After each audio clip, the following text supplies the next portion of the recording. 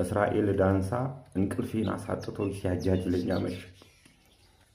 እና አውንታ በርሲሳ በተለያዩ ጊዜ እየተነሱ እስራኤል ዳንሳ ዲያመንድ ሰርቋል እያሉኝ ሲያሙኝ በጌታ ስም ችዬ ዝም ብዬ ነበረ። አሁን ግን በቃኝ። እውነታውን አፍረጠርጠዋለሁ።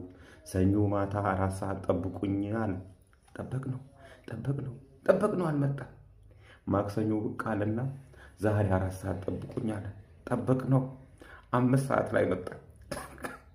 ከምሽቱ 5 ሰዓት ላይ ልክ ሲገባ 1200 ሰዎች ነበሩ ዳይሬክት ሲከታተሉት የነበረው። አሁን ስለ ዲያመንዱ አፍረጠረጣ ስል ስጠብቅ፣ አሁን ስለ ዲያመንዱ አወራ ስል ዝባዝንኬውን እዛ ሲረግጥ ትንፍሽ ሳይል አንዲት ነገር ማለት ስለ ዲያመንዱ አንዲት ነገር ሳያወራ አበባውን ሰብስቦ ወጣ። ከ5 ሰዓት እስከ 6 ሰዓት 1200 ሰው የነበረው 163 ሰው ድረስ ስንጠብቀው ነበር። እንቅልፋችንን አጥተን የስራህን ይስጥ እስራኤል።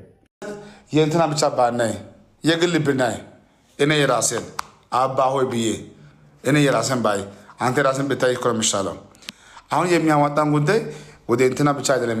ያ አያዋጣም፣ ያ አይጠቅምም፣ ያ እንደምታስበው አይሆንም። አሁን የሚያዋጣ ምንድን ነው? አንተ ራስን ማየት አለብህ።